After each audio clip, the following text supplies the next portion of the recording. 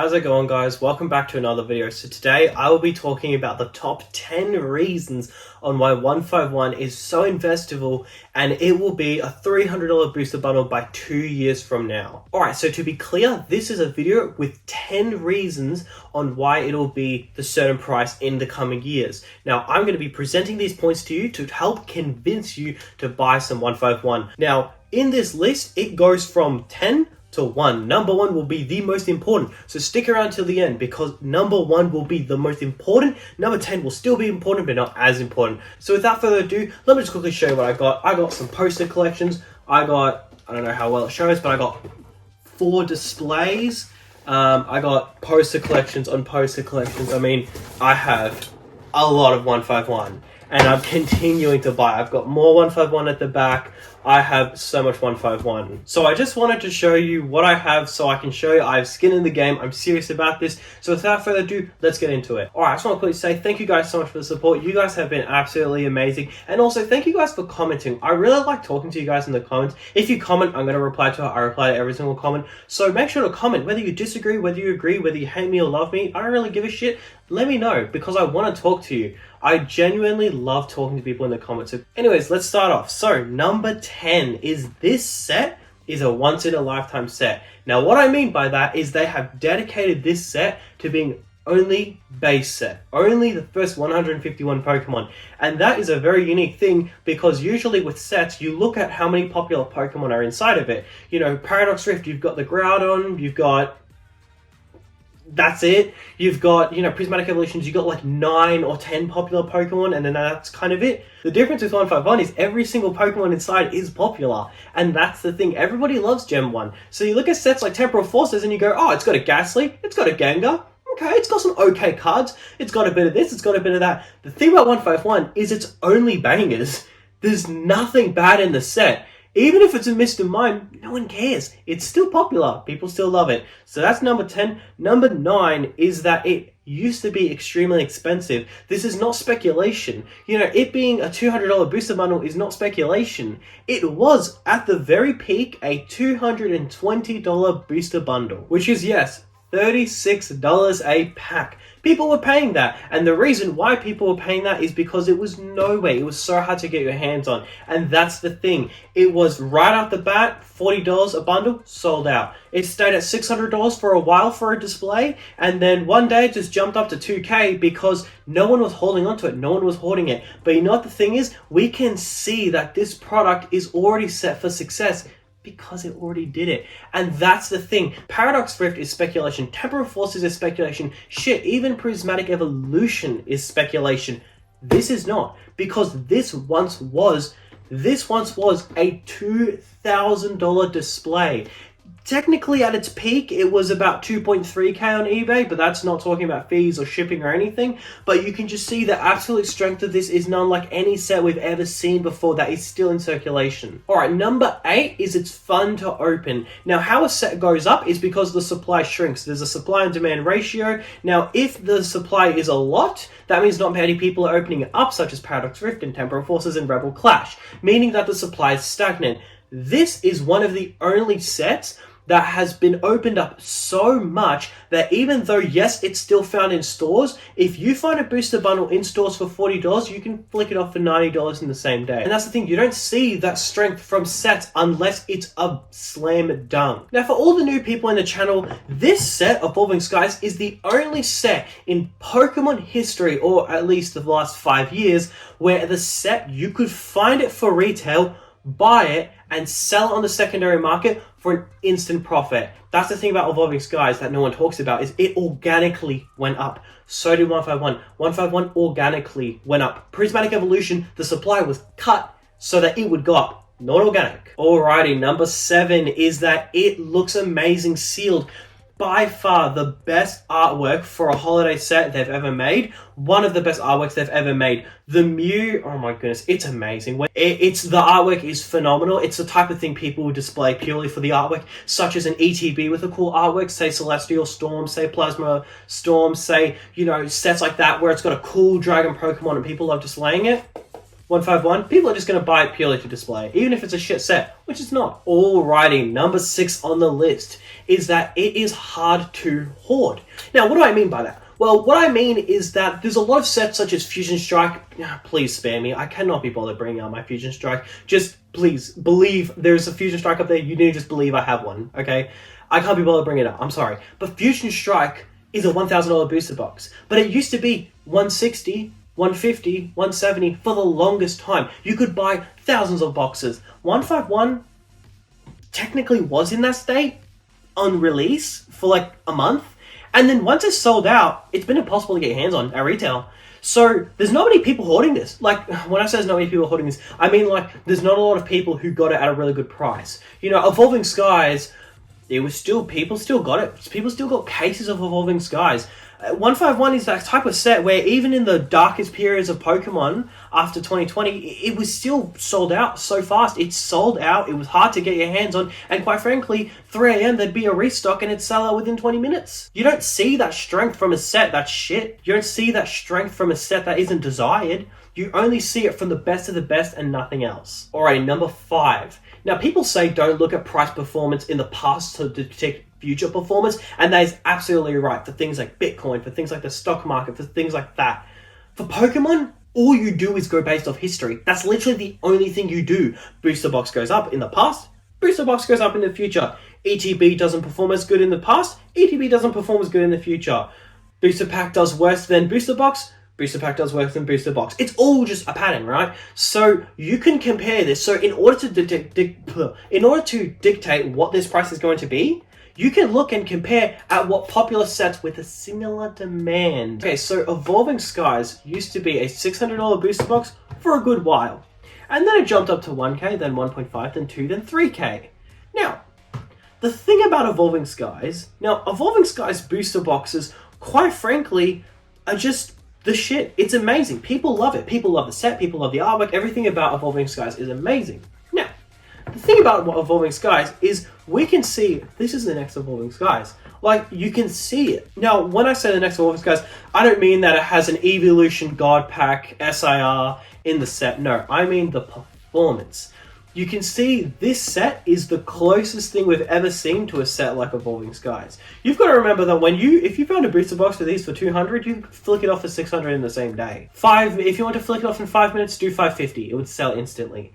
We've never seen that before other than 151. 151 has the exact same performance as Evolving Skies, and Evolving Skies now sells for about $50 a pack, but if you look at the sealed booster box, it sells for about $3,000. Now, here's the thing. Evolving Skies sells for $3,000 as a booster box. Now, the equivalent of a booster box is 6 booster bundles. So, we'll say 6 booster bundles.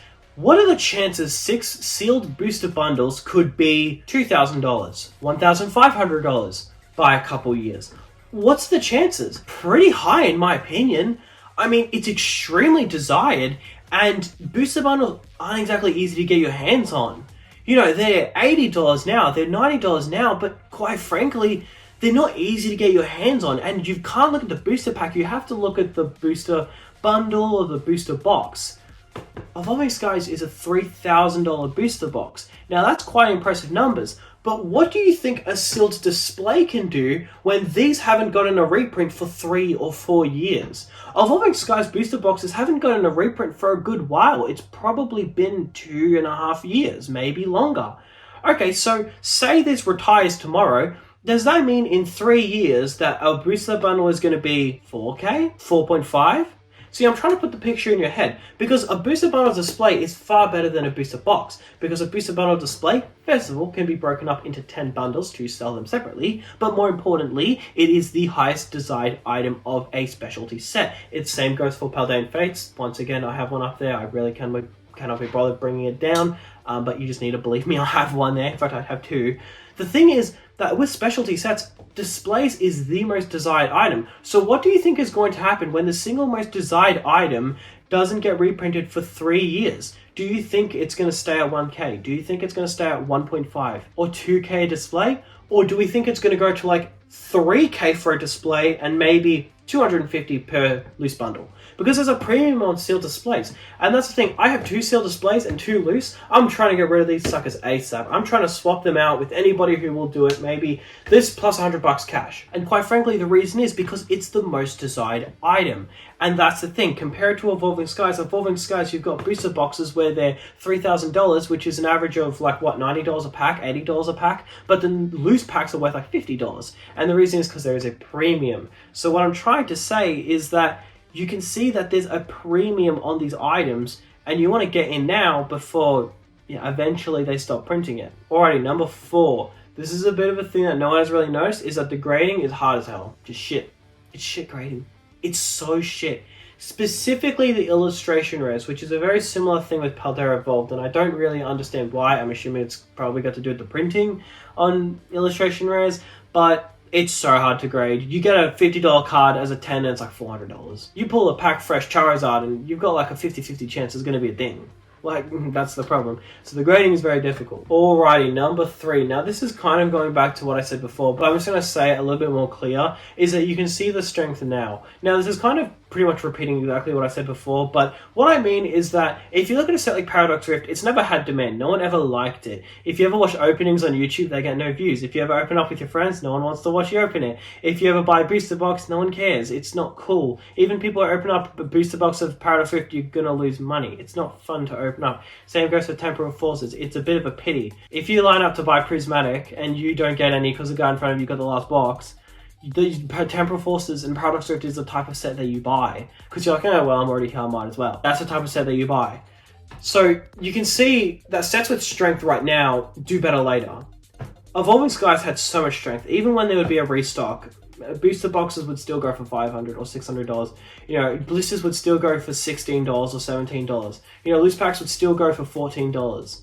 But quite frankly, now we can see this is a $3,000 booster box. So it's pretty obvious that the strength that it has when it's in supply, you can clearly see that those sets are going to perform the best. So 151 is not a speculation play. Like, there's literally beans from all directions telling you, buy it. Difficult grading, popular now, nostalgic. Like, there's constant things shooting at you saying, hey, literally buy it. Like, grabbing you by the shoulders and shaking you like, hey, freaking buy this. And that's the thing, you can see all the smart money is moving to 151 because it's getting a little bit old. In fact, something a lot of people are doing is they're trying to trade their Prismatic SBC for 151 UPCs. This is a very popular thing I've seen recently, and I'm sorry, I don't want to be annoying, I don't want to sound like an asshole, but my credibility is based on my predictions and how accurate I am. So when I'm accurate, I'm going to tell you. I said this like a freaking week ago. I said Prismatic SPCs aren't actually that good compared to other SPCs. I said it will dip short term. It's overpriced.